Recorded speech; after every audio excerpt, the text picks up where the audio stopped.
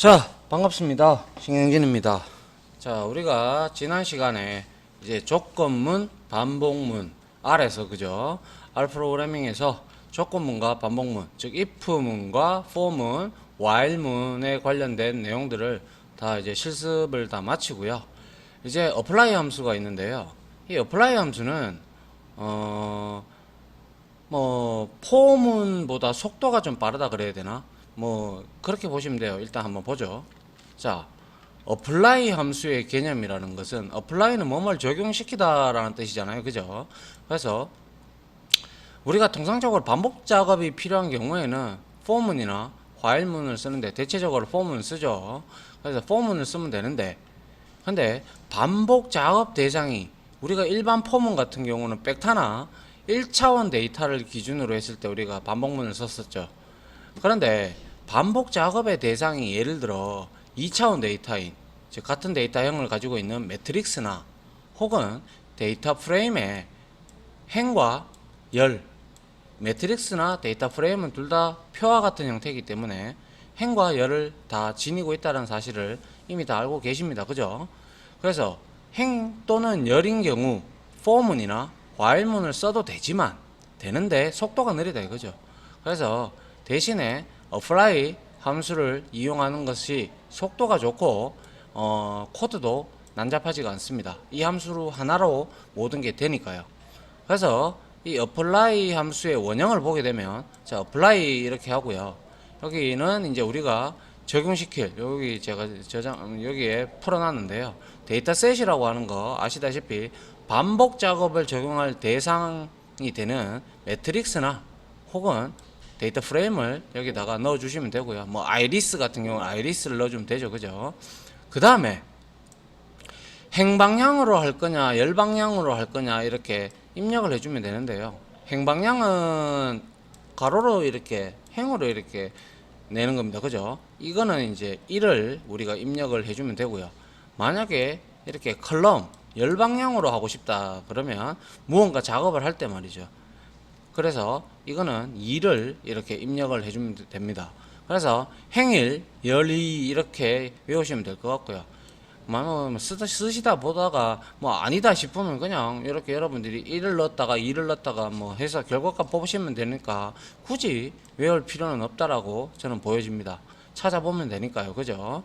자, 그래서 적용함수라는 거는 반복 작업의 내용을 알려주는 것으로 R 함수, 예를 들어서 여러분들이 이렇게 컬럼 방향으로 평균을 내고 싶다든지 아니면 썸을 내고 싶다든지 아니면 이제 우리가 요거 다음 절에 이제 사용자 정의 함수를 좀 배우게 될 텐데요. 그런 정의 함수를 여러분들이 만들어서 호출하든지 하게 될 이러한 지정을 해놓고 데이터를 다 정해놨지 않습니까? 데이터를 이렇게 정해놓은 상태에서 어떤 함수를 적용시킬지를 여러분들이 여기다가 이렇게 적어 주시면 되겠습니다. 그래서 이렇게 하면, 근데 for문 같은 경우는 어떠한 범위를 계속 이렇게 지정을 해서 돌아야 되고 또 누적을 해야 되고 막 이렇게 해야 되잖아요. 맞죠? 그러면 길단 말이다. 길단 말이죠. 죄송합니다.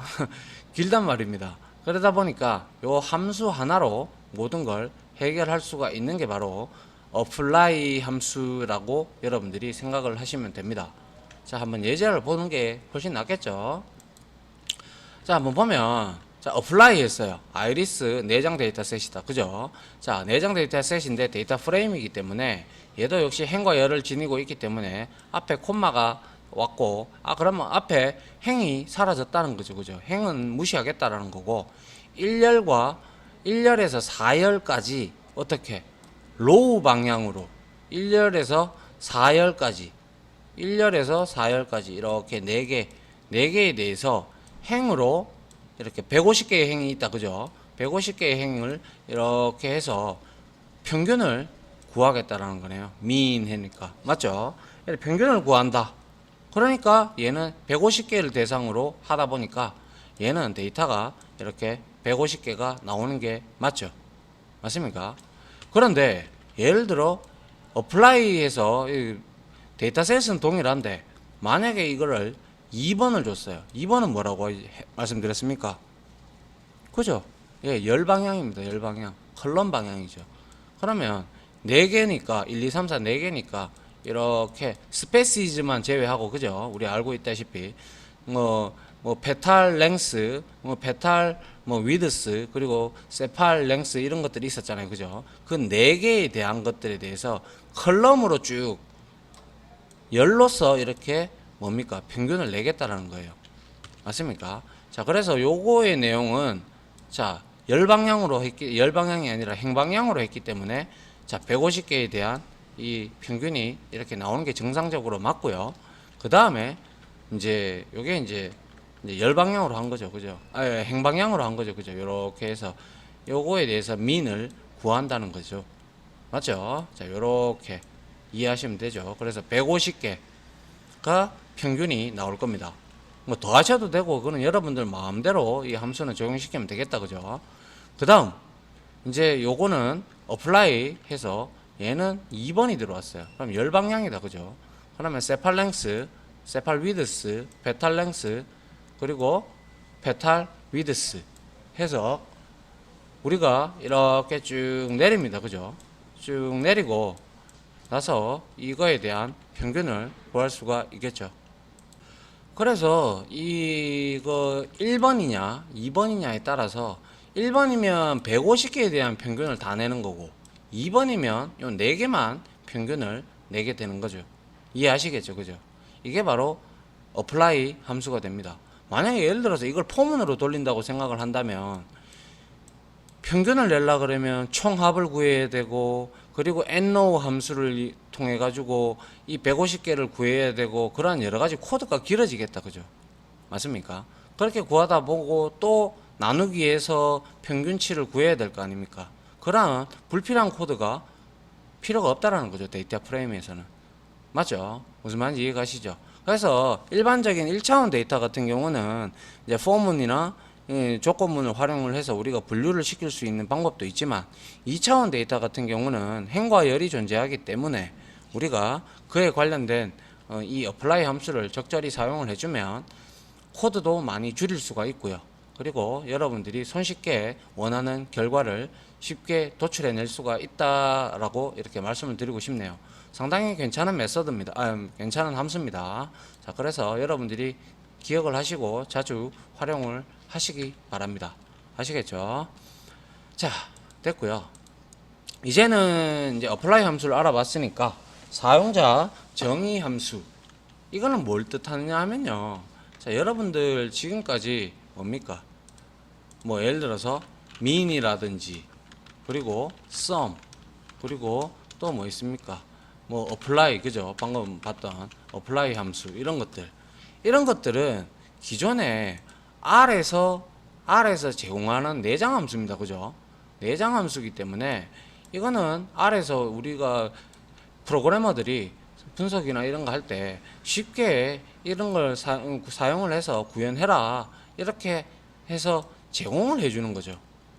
그죠? 그래서 내장 함수라고 통상 칭을 하고요.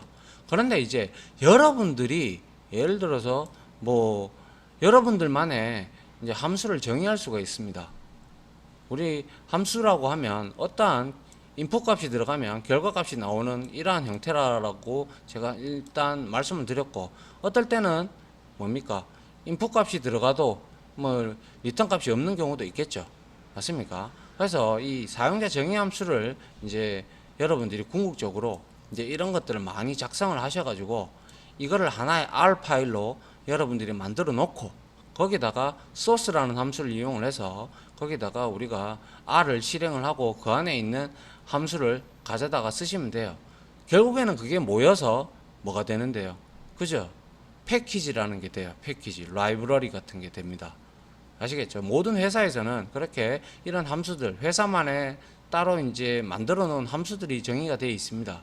그런 함수를 가지고 이제 호출을 해서 가져다가 쓴다는 거죠. 여러분들도 이제 이러한 함수를 만들어서 한번 사용을 해보면 편리하구나라는 게 느껴집니다. 함수를 쓰는 이유는 매번 필요할 때마다 우리가 만들어서 쓰지 않고 코드를 계속 쳐야 되니까요.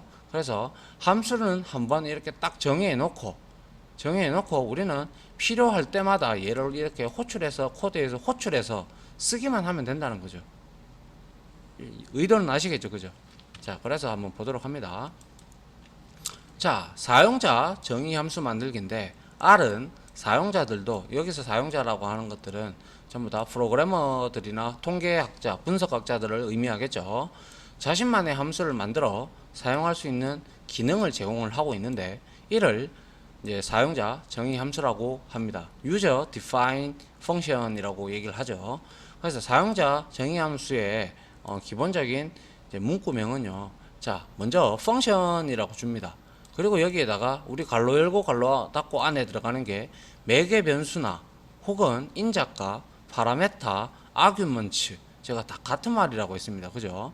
자, 뭐 다시 한 번 더 상기시키죠. 자, 매개 변수. 왜냐하면 이게 책마다 다르게 설명하는 혹자들은 이렇게 다르게 설명하는 경우가 있기 때문에 제가 이렇게 짚어드리는 겁니다. 자, 매개 변수, 그리고 자, 영어로는 arguments라고도 하고요.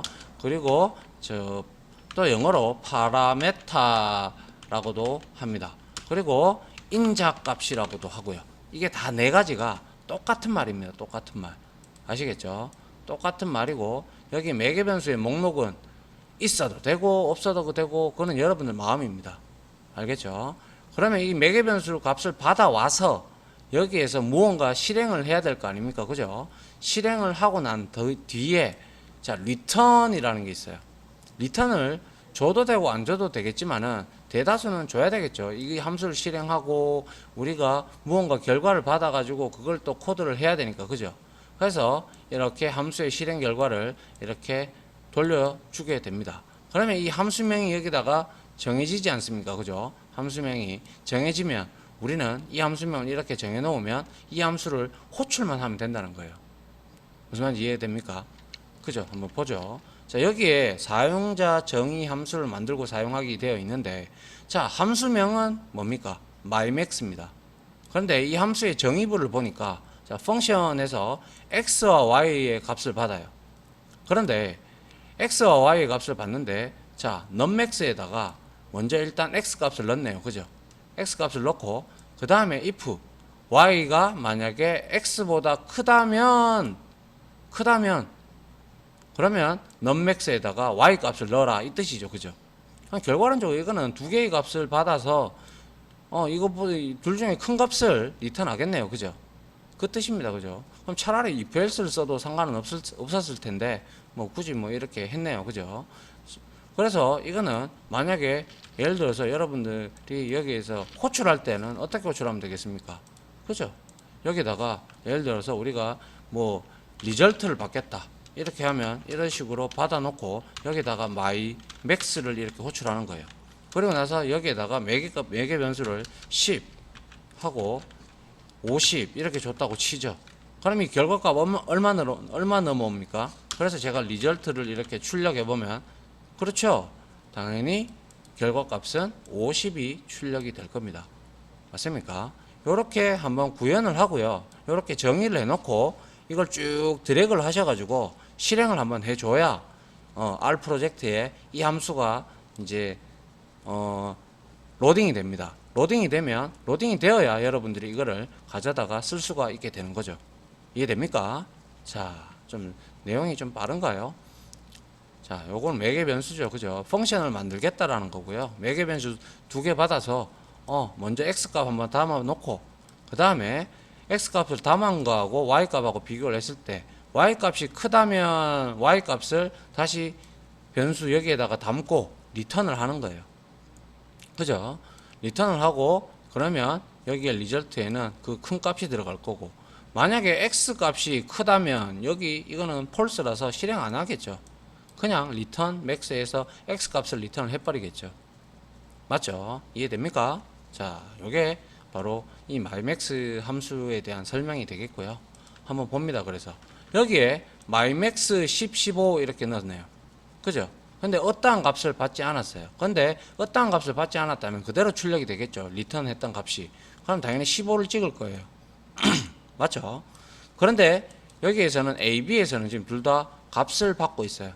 근데 mymax를 우리가 어디다가 구현을 앞에다가 해놨기 때문에, 로딩을 해놨기 때문에 이렇게 여러분들이 언제든 얼마든지 sum이나 min처럼 이렇게 가져다가 쓸 수가 있는 겁니다. 그래서 A에다가 ymax 20과 15를 줬다면 20을 리턴할 거고요. B에다가는 45를 리턴할 겁니다. 그리고 프린트를 하는데 A 플러스 B를 하래요. 그럼 20 더하기 45가 되니까 이렇게 65가 나오는 걸 우리가 확인할 수가 있겠죠. 됐습니까? 자, 요게 바로 사용자 정의 함수를 만든 하나의 예시고요. 그 다음 이제 사용자 정의 함수를 만드는데 아까 우리 매개 변수 이렇게 xy를 줬다 그죠? 그런데 이 xy를 줬는데 이 xy에다가 우리가 초기 값을 설정할 수가 있어요. 기본값, 디폴트 값을 설정을 해요. 그래, 예를 들어서 이런 경우가 해당이 되겠죠. 이런 경우 내가 만약에 my div, 디바이드의 약자겠네요. 나누기. 그래서 이걸 호출하는데 10을 줬어. 그러면 여기에 첫 번째 인자값, 두 번째 인자값은 각각 x와 y에 서로 이렇게 순서에 의해서 매핑이 되거든요. 이제 복사가 된다라고 보시면 되는데, 그래서 10이 들어갔는데 x에는 10이 들어갔는데 여기에 매개 변수 한 개의 값이 없다 그죠? 없으면 기본 값인 디폴트인 2로 세팅을 해라 이 뜻입니다. 그런데 만약 호출할 때 이렇게 호출했다 그러면 이 값을 그대로 덮어 써라 이 뜻입니다. 요것도 마찬가지고요. 이해되십니까? 그래서 통상적으로 호출할 때는 이렇게 써주는 게 맞고요. 그리고 뭐 혹시나 이제 사용자가 이제 이렇게 우리 그런 거 있었잖아요. 디폴트 값으로 설정이 되지 아니하면 설정이 따로 우리가 주지 아니하면 디폴트 값으로 되는 함수들이 R 함수에서 내장 함수에도 많았잖아요. 그죠? 그런 것들처럼 이렇게 기본 값을 이렇게 지정해 놓고 하게 되면 어떻게 됩니까? 10과 3을 주게 되면 결과론적으로 리절트에는 3.3333이 들어갈 거고요. 맞죠? 그 다음에 리턴 이걸 찍으면 그 다음에 이것도 역시 3.33이 나올 거고요. 이거는 얼마가 나올까요? 그렇죠. 5가 나오겠죠. 맞습니까? 10 나누기 2니까 그죠? 자, 확인을 한번 해볼까요? 해보니까 자 3.33 그런데 얘는 요 놈은 자 2가 생략이 2가 기본값이기 때문에 이렇게 나눠지는 거죠. 그래서 5가 나오게 됐네요. 이해되시죠? 예, 뭐 그렇게 어렵지는 않다 그죠? 이 문법만 여러분들이 좀 이제 공부하면서 실습을 하면서 익히시면 되겠네요. 그죠? 자, 그 다음에 이제 함수가 반환하는 결과값이 여러 개일 때가 있어요. 통상적으로 말씀을 드리면 프로그래밍 언어에서는요, C나 자바 그리고 파이썬 이런 언어에서는요, 함수 혹은 메서드라고 하는데 그러한 함수를 우리가 호출을 하게 되면 만약에 함수는 그냥 한 가지 기능만 하게끔 이렇게 만들어 줍니다. 그래야 혼돈이 없거든요. 만약에 여러분들이 함수명을 add라고 만들었는데 이게 더하기 기능만 해야 될 놈인데 막 나누기 기능도 하고 있고 더하기 기능도 하고 있고 이러면 이게 의미가 퇴색되죠. 그죠? 그렇기 때문에 하나의 함수는 하나의 기능만 하게끔 이렇게 만들어주는 게 통상 원칙이나 R에서는 이런 경우는 허용을 하더라고요. 그래서 봅니다. 펑션 이렇게 해서 XY를 정의를 했고요. 자, 밸리드겠죠. 밸류의 썸이겠죠. 그죠? 밸 썸에다가는 자, X하고 플러스 Y를 해서 저장하고 발 멀티플라이가 되겠죠. 멀티플라이의 변수값에는 X와 Y를 곱한 값을 저장을 했다. 그죠? 그 다음에 리턴을 하는데 이 두 개의 값을 동시에 넘길 수가 없잖아요. 그죠? 그래서 리스트 타입으로 우리가 이렇게 넘겼다. 그죠? 물론 벡터 타입으로 넘겨서 받을 때는 그럼 당연히 얘가 받는 변수가 벡터이거나 혹은 뭐 이거 넘기는 값에 따라서 리스트면 리스트로 들어갈 거고요. 이게 벡터로 넘어간다면 벡터로 넘어갈 겁니다. 그죠? 그래서 요거 한번 봅니다. 요렇게 5와 8을 호출을 했어요. 5와 8을 값을 가지고 호출을 했단 말이죠. 그럼 5는 X에 들어갈 거고 8은 Y에 들어갈 거죠. 맞습니까? 이렇게 됐다면 자, 발섬에는 뭐가 들어갑니까? 5 플러스 8이 되니까 여기에는 13이 들어갈 거고요. 그죠? 그 다음 여기에는 발 멀티플라이에는 40이 들어갈 거죠. 맞죠? 그래서 리스트 타입으로 리턴을 했어요. 리스트 타입으로 리턴을 하니까 리스트 타입은 뭡니까? 그죠? 1차원 데이터긴 하나 다른 데이터 타입 형태를 다 가지는 게 바로 벡터와는 다른 점이었죠. 그죠? 그래서 이거는 하나는 둘 다 근데 뭐 정수형이니까 뭐 정수 타입이니까 뭐 상관없죠, 그죠? 이걸 리스트로 넘기든 아니면 여러분들이 이거를 뭡니까 콤바인 메서드를 써서 넘겨도 되죠. 그래서 여기서 리스트로 받았기에 우리가 자 리절트에다가 리스트로 들어갈 겁니다, 그죠? 리스트 들어가면 얘를 찍어보면 데이터 타입 자료 구조 클래스 함수를 이용해서 찍어보면 분명히 리스트라고 나오겠죠. 그러면 이제 리절트에 이제 달러 나왔네요. 이 썸을 뭡니까 S에다가 저장을 하고 M에다가 멀티플라이를 저장을 하게 되면 어떻게 됩니까? 그렇죠. 이해됩니까? 뭐 어떻게 된다고요? 그죠? 합과 곱이 들어가서 여기에 각각 13과 40이 출력이 되면서 끝이 나겠죠. 캣은 문장을 그대로 출력해 주는 거라고 제가 말씀드린 바 있죠. 자, 그래서 한번 확인을 해보면 자, 요렇게 5와 8이 나왔고 13과 40이 이렇게 나옴을 우리가 알 수가 있습니다. 맞습니까? 자, 요렇게 여러분들이 보시면 될 것 같고요. 뭐 그렇게 어려운 내용은 아니죠, 그죠? 그래서 이제 보도록 하죠. 그 다음에 이제 사용자 정의 함수를 저장을 하고 호출을 한다 이렇게 되어 있는데요. 제가 아까 전에 말씀드렸듯이 어떠한 그러한 함수들을 여러분들이 쭉 만들고요. 그리고 그 함수들만의 집합으로 여러분들이 R 파일을 하나 만들었다고 치죠.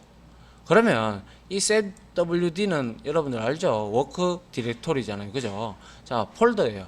이렇게 하셔도 되고 이거 d.source 해가지고 여기다가 myfunc.r 파일을 여기다가 넣어요.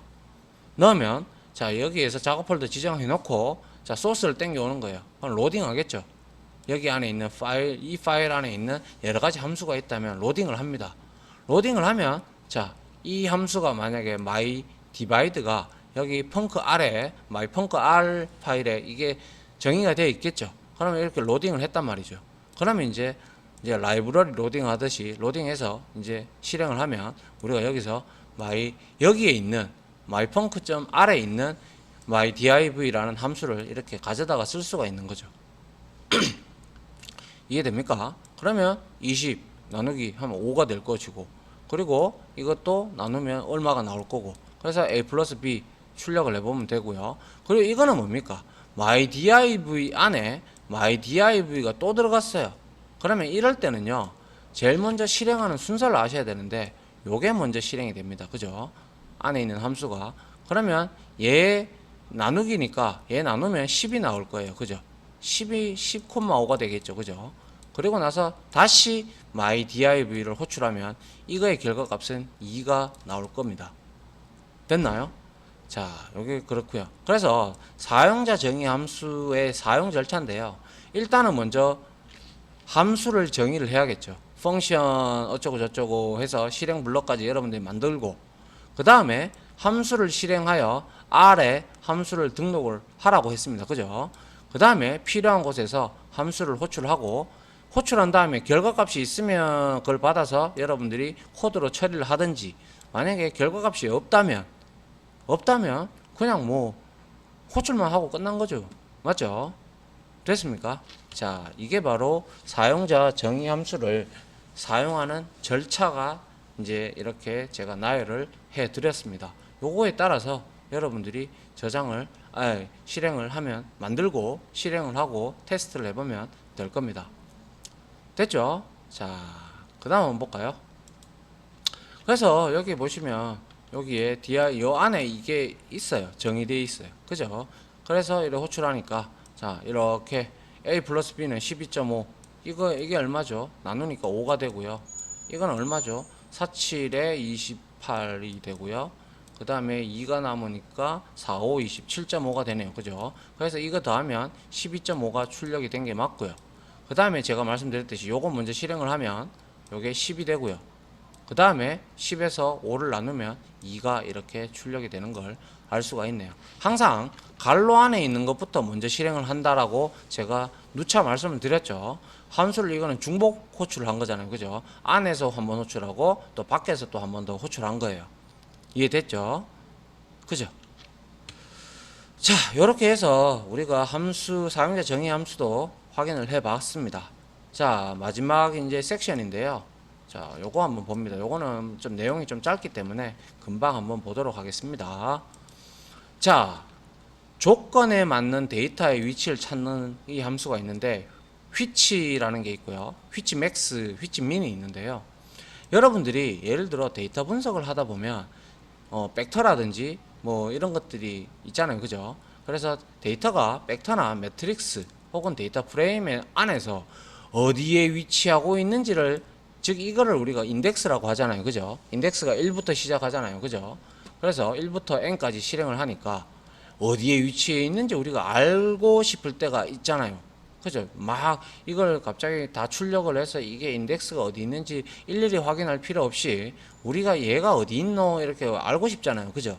그럴 때 예를 들어서 50명의 학생 성적이 저장된 벡터가 있다면 가장 성적이 좋은 학생은 몇 번째 있는지를 알고 싶을 경우 그때 인덱스를 우리가 받고 싶잖아요. 그 인덱스를 알고 싶잖아요. 그죠?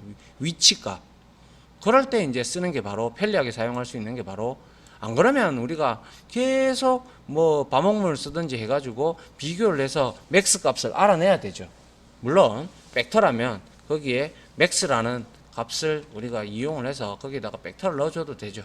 그런데 그렇게 하지 않고 또 좋은 방법은 자, 위치 함수하고 위치 맥스, 위치 민이라는 게 있습니다. 그래서 위치 함수는요, 뒤에 조건이 한번 오는데요. 자, 조건에 해당하는 인덱스를 리턴하는데 한 개이거나 여러 개를 리턴할 수 있음을 주목합니다. 자, 한번 보죠. 자, 스코어라는 변수에다가 자, 벡터로 이제 숫자형 벡터를 대입을 했습니다. 맞죠? 그리고 which에서 스코어가 69개 어디 있냐 이렇게 묻는 거죠. 자, 여기서 봅니다. 1, 2, 3. 69가 세 번째 있네요. 그죠? 이건 3을 리턴하겠네요. 중복된 69는 없으니까요. 그런데 두 번째 봅니다. 이거는 85 이상 되는 놈입니다. 그죠? 이거는 한 개의 리턴 값이 있었고, 이거는 85 이상이니까 이거는 해당 없고요. 해당 없고, 세 번, 네 번째, 다섯 번째 출력할 거고요. 여섯 번째 생략, 그리고 이것도 생략, 요거 출력하겠네요. 그래서 1, 2, 3, 4, 5, 6, 7, 8, 9. 9번까지 5, 9를 얘는 리턴을 하게 되겠네요. 그죠? 5와 9를 리턴을 하게 됩니다. 그러면 이 인덱스를 여러분들이 콤바인 벡터로 이렇게 받아낼 수도 있겠죠. 그리고 이 맥스는 뭐예요? 이렇게 우리 최대값 아는 거잖아요. 이거나, 그리고 이거는 최대값을 알아내는 거잖아. 그죠? 그래서 스코어가 여기서 최대값은 95가 해당이 되네요. 그럼 여기서는 맥스는 95가 나올 거고요. 맞죠? 그리고 얘는 which max는 최고값이 몇 번째 인덱스에 있느냐 그걸 리턴하는 겁니다. 그래서 하나, 둘, 셋, 넷, 다섯. 요거는 5를 리턴하겠네요. 맞습니까? 미는 최소값을 리턴하겠죠. 그럼 여기서 최소값은 몇 점입니까? 50점이 최소값이네요. 그럼 얘는 50을 리턴할 거고요. 얘는 50점이 있는 인덱스 4를 리턴하게 되겠죠. 이해됩니까? 자, 요 조건에 맞는 인덱스를 리턴하는 게 위치 함수고요. 맥스나 이런 것들은 점수를 리턴하죠. 맞죠? 자, 요렇게 여러분들이 이해를 하시면 될 것 같고요.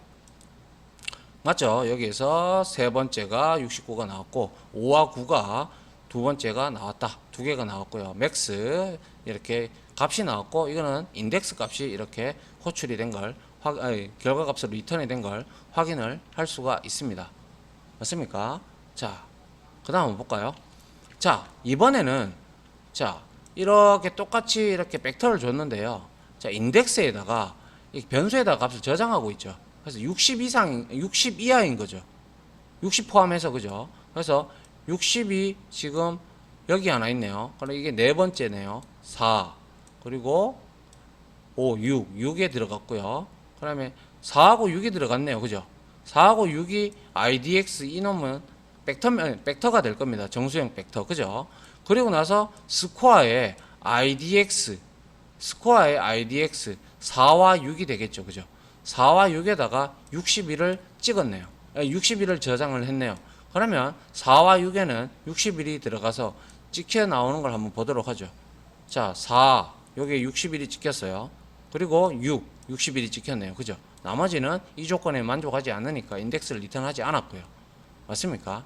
그래서 한 번에 여러분들이 처리하고자 할 때도 위치 함수를 이용을 해서 인덱스를 다 받아와서 이 값을 여기 안에 결과론적으로 이렇게 들어있는 거 똑같잖아요. C 해서 뭡니까? 4, 6 이렇게 들어가 있는 거랑 똑같잖아요. 그죠? 맞죠? 이렇게 여러분들이 이해를 하시면 되고요. 요거는 뭡니까? 자, IDX에다가 이번에는 80점 이상인 걸 이제 한번 보겠다 그러는 거예요. 80점 이상. 그래서 요거 하나 있고요. 그 다음에 이거 하나 있고요. 그 다음에 이거 하나 있고 이거 하나 있네요. 4개가 있다. 그죠? 그리고 나서 스코어 하이라는 변수에다가 자 여기에다가 IDX 여기 안에는 C 8, 2 그리고 얼마입니까? 이게 6인가요? 6, 7, 8, 9 7이네요. 7, 8, 9, 10이니까요. 7 그리고 9, 10 이렇게 들어갔겠네요. 콤바인해서 그죠? 그러면 그 값을 가지고 이제 벡터를 여기에 만든 거죠. 80점 이상 되는 것만 추출해서 그리고 나서 찍어 보니까 5개가 있었군요. 95도 있었군요. 예, 실수했네요. 이렇게 5개가 찍히는 걸 볼 수가 있네요. 됐습니까? 자, 그렇게 어렵지는 않습니다. 그죠? 자, 조금 여러분들이 생각을 좀 진득하게 해야 되겠죠. 자, 그 다음에 이제 요거는 뭡니까? 똑같습니다. 자, 아이리스의 페탈 랭스 아시죠? 길이, 얘가 꽃잎의 길이가 5.0 초가 되는 것들을 이제 인덱스를 쭉 여기다가 담겠죠. 벡터로 담을 겁니다. 그럼 벡터가 출력이 됐을 거고요. 그 다음에 아이리스 빅이라는 변수에다가 자, 뭡니까? 이거는 아이리스 해가지고 여기에 꽃잎이 5.0 이상 되는 뭡니까? 이거는 행이죠. 그죠? 행값만 준 거예요. 그럼 열 값은 이제 쭉쭉 뒤에 따라 나오겠네요. 그죠? 그래서 출력을 해보면 어떻게 되는지 한번 보도록 하죠. 그래서 이렇게 들어갔고요. IDX를 출력하니까 무려 뭐 한 40 몇 개가 있네요. 그죠? 40 몇 개가 있고 이거를 그대로 여기에다가 행열이니까 이 행값을 여기다가 넣었어요. 그죠? 넣고 뒤에는 컬럼은 생략을 했으니까 다 포함한다는 내용이겠죠. 그러면 이 40 몇 개에 대한 행에 대한 값들을 이렇게 출력을 하겠죠. 이렇게 되면 아하 5.0 이상이 되는 것들을 쉽게 우리가 추출을 해서 이렇게 데이터로 열거를 할 수가 있다라는 거죠. 따로 빼낼 수가 있다라는 거죠.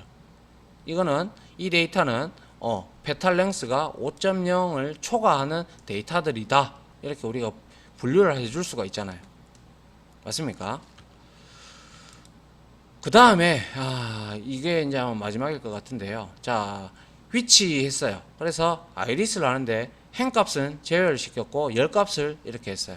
근데 열값 중에서 5.0을 초과하는 값들을 이제 우리가 알고자 해요.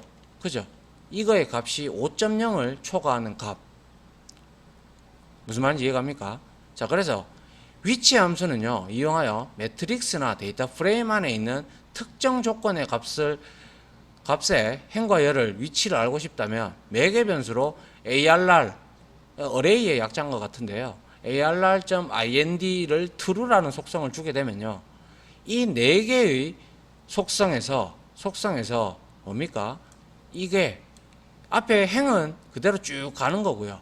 그리고 얘는 쭉 비교를 하겠죠. 그죠? 비교를 해서 이 값이 5.0이 넘었으면 그 값에 있는 인덱스를 여기다가 이제 다 담는 거예요. 그리고 나서 IDX를 출력을 하게 되면 어떻게 됐어요?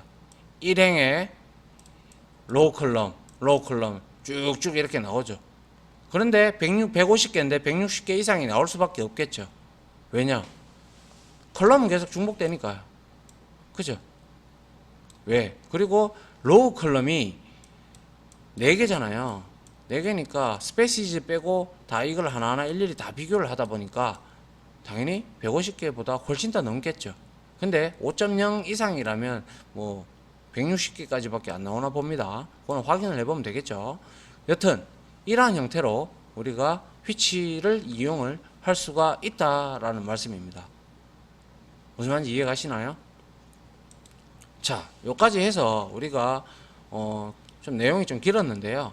자, 우리가 위치 함수도 알아봤고요. 정리를 좀 해두시기 바라고요. 그 다음에 which는 인덱스를 리턴하는 거고, 맞죠? 인덱스를 리턴하고 max나 이런 것들은 스코어, 값을 리턴하는 거죠.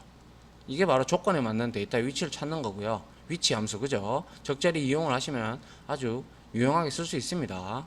자, 그리고 뭐 우리 사용자 정의 함수 정의하는 것들을 정리를 좀 해두시기 바라고요. 그리고 자, 요거 apply 함수, apply 함수는 그렇게 어렵지 않으니까 이렇게 간단하게 여러분들이 정리를 해 두시면 될 것 같네요. 자, 아무튼 좀 내용이 좀 길었는데요. 그래도 충분히 여러분들이 지금까지 해왔기 때문에 이 부분은 이제 우리가 실습을 통해서 확인을 해보면 여러분들이 아하 이렇게 하면서 이해가 될 거라고 생각이 되어집니다. 아무튼 지금까지 강의 들어주신다고 수고하셨고요. 자, 요거 한번 정리를 좀 해두시고 다음 이제 우리가 예제를 통해서 한번 확인을 좀 해보도록 하시죠. 자, 아무튼 강의 들어주신다고 수고하셨고요. 다음 이제 실습 강의로 찾아뵙도록 하겠습니다. 자, 고생하셨습니다.